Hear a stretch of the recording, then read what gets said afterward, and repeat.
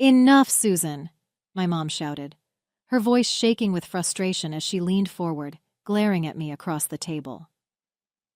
The ornaments on the Christmas tree shimmered under the dim glow of the living room lights, but the festive warmth in the room felt like a cruel joke. I sat frozen, my hands gripping my lap, trying to steady the anger bubbling inside me. My dad chimed in, his tone just as sharp. "You've always had a way of making everything about you." The words hit harder than I expected, and for a moment all I could hear was the faint ticking of the clock on the mantel.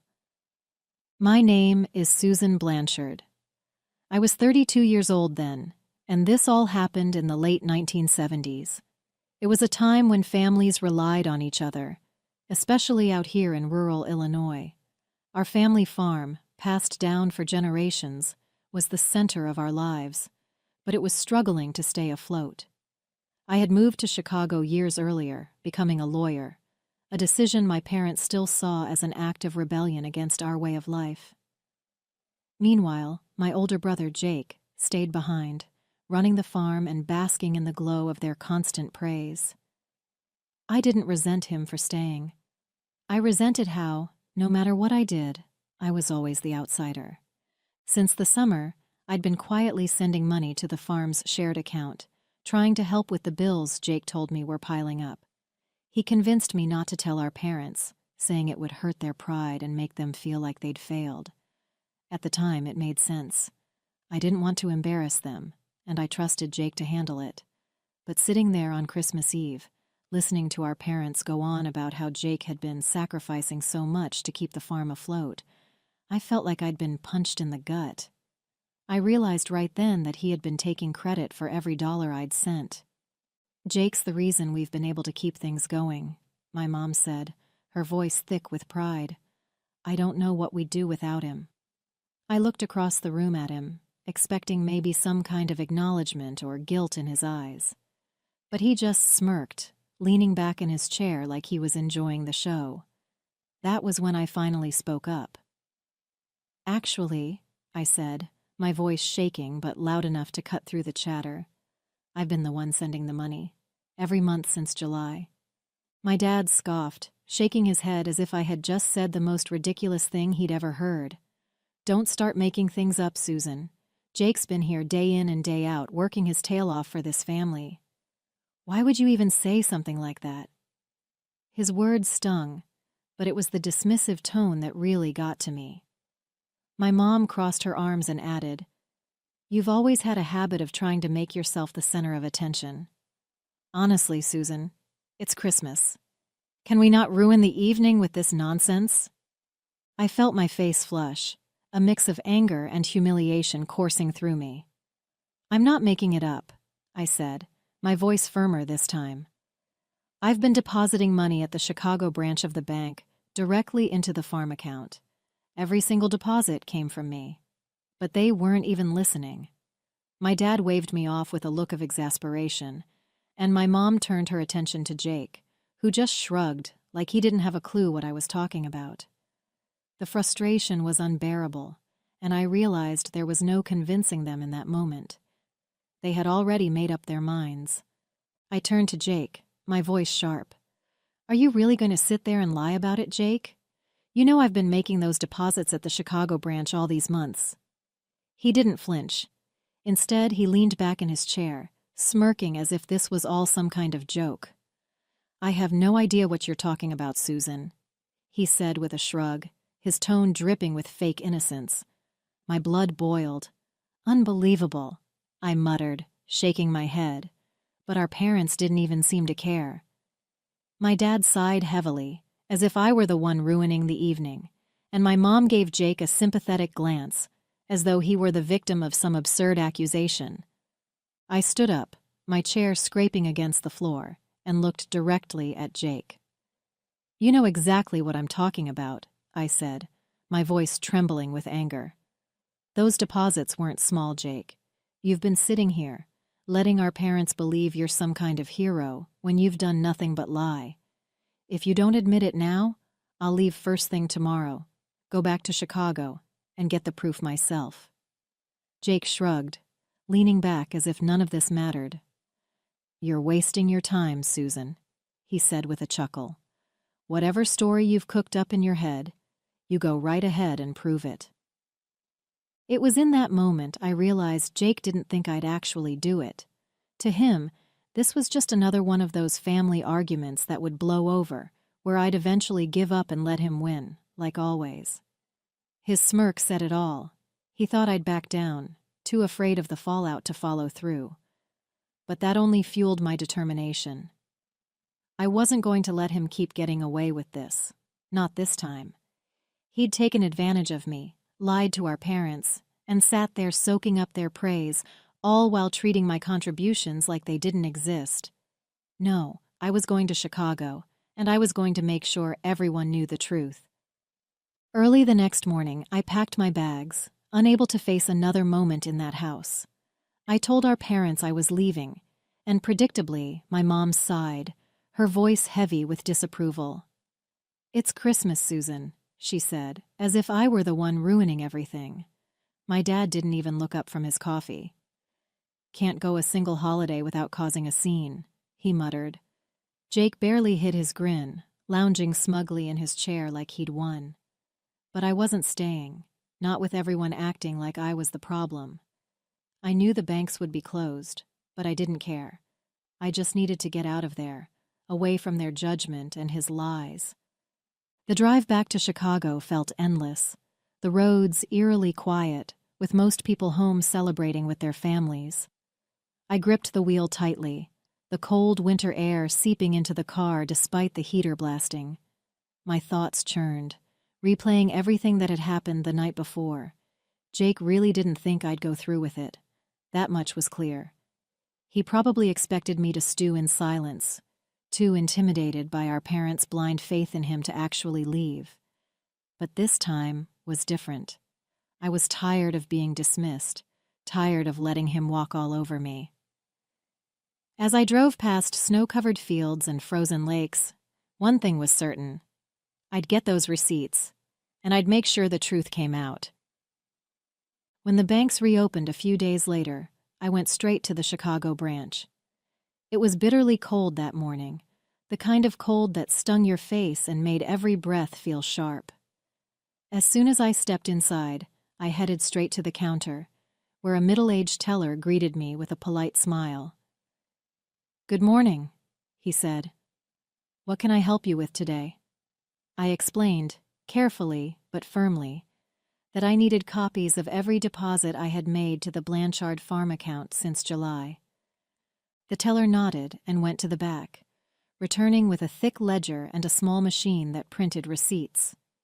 He carefully looked up the account and began feeding each record into the machine, which whirred and clicked as it printed out copies of the transactions. I watched each receipt come out, one after the other, with my name, the dates, and the amounts clearly listed. He handed me the stack with a polite, "Here you go, ma'am. Let us know if there's anything else you need." I thanked him, my hands shaking slightly as I gripped the receipts. They were more than just pieces of paper. They were proof. Proof that Jake had been lying, and proof that I wasn't going to let this slide. As soon as I had the receipts in hand, I headed straight back to my car. The roads were still slick from the snowstorm earlier in the week, but I didn't care. I needed to get back home, and I wasn't about to wait another day. The receipts sat on the passenger seat next to me, neatly stacked and secured under a small paperweight I'd grabbed from my desk before leaving. Every time I glanced at them, my anger bubbled up again. I couldn't believe Jake thought he could get away with this, and worse, that our parents had so readily taken his side. The drive felt longer this time, the farm seeming farther away with every passing mile. As I passed through quiet towns and frozen fields, my thoughts raced. I replayed every conversation from Christmas Eve, every dismissive look, every smug grin on Jake's face. By the time I pulled into the long driveway leading up to the farmhouse, the adrenaline had built up so much that my hands were practically shaking. I wasn't sure how this was going to go, but I knew one thing for certain. I wasn't leaving until they saw the truth with their own eyes. I walked into the house, the receipts clutched tightly in my hand, the cold from outside still clinging to my coat. My mom was in the kitchen, stirring a pot on the stove, while my dad sat in his usual spot at the dining table, reading the paper. Jake was leaning against the counter, casually eating an apple, looking as smug as ever. They all turned to look at me as I entered, but before anyone could say a word, I dropped the stack of receipts onto the table in front of my dad. "There," I said, my voice steady but firm. "Every deposit I've made to the farm account since July. It's all right there. My name, the dates, the amounts." My dad put down his paper, frowning as he picked up the receipts and started looking through them. My mom came over, wiping her hands on a dish towel, her expression skeptical at first. Jake didn't move from his spot, but I caught the way his smirk faltered for just a second. This can't be right," my dad muttered, flipping through the pages. "Why would you do this, Susan?" My mom's eyes narrowed as she leaned in to see for herself. "Jake said he's been covering everything," she said, her voice a mix of confusion and disbelief. I turned to Jake, meeting his gaze head-on. "Well, Jake?" I asked, my tone sharp. "Are you still going to lie about it now?" Jake let out a laugh, tossing the core of his apple into the trash like none of this mattered. "Susan, I don't know where you got those, but they're not real. You probably forged them somehow to make me look bad." His tone was calm, almost mocking, and it made my stomach churn. I looked at our parents, expecting at least a flicker of doubt in their eyes, but instead, my dad shook his head, his face dark with disapproval. "Susan, what's gotten into you?" he said, his voice low and angry. "This is a new low, even for you." My mom grabbed the receipts from the table, holding them up as if they were tainted. "Did you think we wouldn't see through this?" she said, her voice shaking. "Jake's been here every day, working to keep this farm alive. And you—" She jabbed the stack of papers toward me.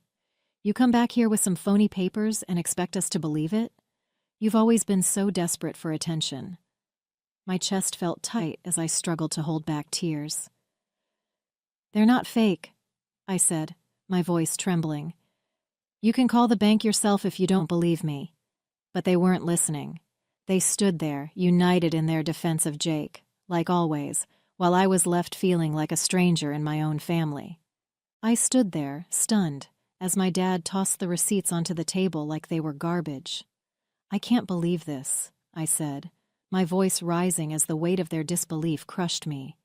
"Even when I show you the proof, right here in black and white, you still defend him? This is unbelievable. I've spent months helping you keep this farm afloat, and all you've done is give Jake the credit and call me a liar." Jake crossed his arms, leaning against the counter with a smug expression that made my blood boil. "Don't be so dramatic, Susan," he said, shrugging like none of it mattered. "You've always been jealous. This isn't any different." I couldn't hold it in anymore. "You know what? I'm done. Don't expect me to ever come back here. I've had enough of this." My mom's face tightened and my dad just shook his head in disappointment, like I was the one in the wrong. Without another word, I turned and walked out, slamming the door behind me. The cold air hit me like a slap, but it felt better than staying in that house for another second. By the time I got back to Chicago, I'd made up my mind. I was done. No more bending over backward for people who couldn't even bother to see the truth when it was right in front of them. The first thing I did after unpacking was call the bank and put a stop to the deposits. "No further transfers to that account," I told the teller, my voice steady despite the anger bubbling inside me. It felt strange, like cutting a cord that had tied me to the farm all these months. But it also felt freeing, like I was finally done carrying a burden that was never truly mine to bear. At first I thought I'd feel guilty, but I didn't. Every time I thought about Jake's smug face and our parents' refusal to believe me, it only reinforced my decision. Let Jake handle it now. Let him be the hero he pretended to be. I wasn't going to keep throwing money into a farm that treated me like an outsider. If they wanted to believe his lies, Then they could deal with the consequences when the bills started piling up. And they would. Because Jake didn't have a dime to his name. 6 months passed without a word from my family. Not a phone call, not a letter, nothing. I thought about them sometimes, but every time I did, the anger and hurt came rushing back, so I pushed it aside and focused on my work. Then, one afternoon in the middle of summer, there was a knock on my apartment door. I wasn't expecting anyone, and when I opened it, I froze. Standing there were my mom and dad, looking tired and a little sheepish. For a moment, I didn't know what to say. "Can we come in?" my dad asked, his voice quieter than usual. My mom stood next to him, clutching her purse tightly, her lips pressed into a thin line. Part of me wanted to slam the door in their faces, but curiosity got the better of me. I stepped aside and let them in. They sat awkwardly on the couch, looking around my small apartment like they didn't know what to do with themselves. "What do you want?" I finally asked, leaning against the armrest of a chair, my arms crossed. I wasn't in the mood for small talk. Whatever they had to say, I wanted it out in the open. My dad cleared his throat, staring at the floor like it might give him the words he needed. "Susan," he began, his voice quieter than I'd ever heard it. "We owe you an apology. A big one." My mom nodded, clutching her purse so tightly her knuckles were white. "We were wrong," she said softly. "We didn't believe you when you tried to tell us the truth. And we need to make this right." I crossed my arms, leaning back against the chair. "Go on," I said, my tone sharper than I intended. My dad sighed heavily. "After you left, things started falling apart on the farm. Bills piled up, equipment needed repairs we couldn't afford, and the crops didn't bring in enough to keep us going. At first, we didn't understand and thought Jake had it handled. He kept telling us he'd figure it out. But he didn't. And when we pressed him, he finally confessed." My mom's eyes were brimming with tears as she spoke. "He admitted it, Susan. He told us you were the one making the deposits all those months, that you were the reason we stayed afloat. We couldn't believe it. Not just that he lied, but that we didn't listen to you when you tried to tell us." She reached out, her voice trembling. "We're sorry, Susan. Truly sorry. For not believing you, for how we treated you, for everything. You didn't deserve any of it." I looked at them, their faces lined with regret, and for the first time, I saw something I hadn't expected. Genuine shame. My dad finally met my eyes. "We're asking for your forgiveness, Susan. I know we don't deserve it, but we had to come here and tell you the truth. You saved the farm, and we owe you more than an apology." I sat there, staring at them for a moment, letting their words hang in the air. Part of me wanted to let the silence stretch on forever, make them sit with their guilt, but instead, I finally asked, "Where's Jake?" My voice was calm, but the anger simmered just beneath the surface. My mom exchanged a nervous glance with my dad before she spoke. "He's still at the farm," she said quietly. "He wanted to come with us, but, well, we thought it was better if we spoke to you alone first." My dad nodded, shifting uncomfortably in his seat. "He's been keeping to himself since he admitted everything. I think he knows there's no excuse for what he did. He's ashamed, Susan." "Ashamed?" I repeated, letting out a bitter laugh. "That's rich. Ashamed after months of letting you believe I was some kind of liar? After taking credit for everything I did to keep the farm running?" My dad looked down again, his face pale. "You're right," he said, his voice barely above a whisper. "We let it go on far too long. It's on us as much as it is on him. But he wanted us to tell you that he's sorry. He said he doesn't expect you to forgive him, but he needed us to say it." "He said? He wanted you to tell me?" I snapped, leaning forward in my chair. "What are you talking about? You're still protecting him even now. He should be here apologizing in front of me. You should have forced him to come here." My voice echoed through the small apartment, and I could see the shock on their faces. But I didn't care.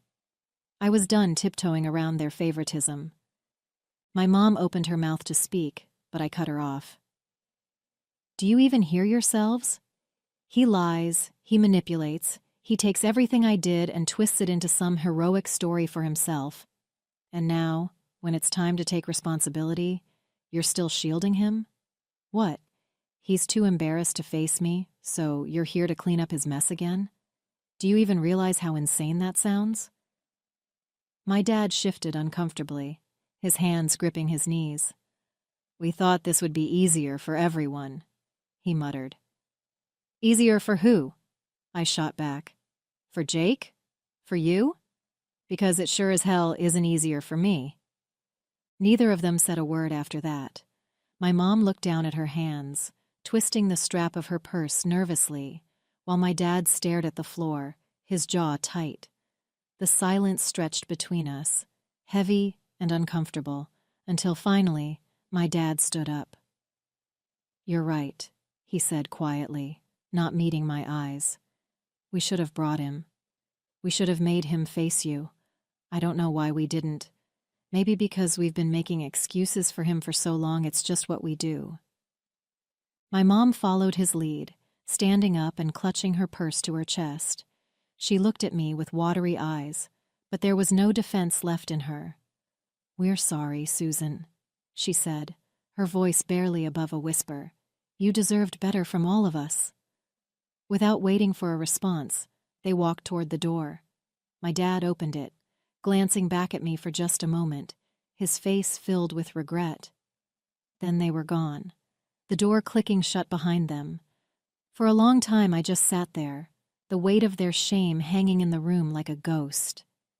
They knew I was right, and for the first time in my life, it felt like they actually saw it too.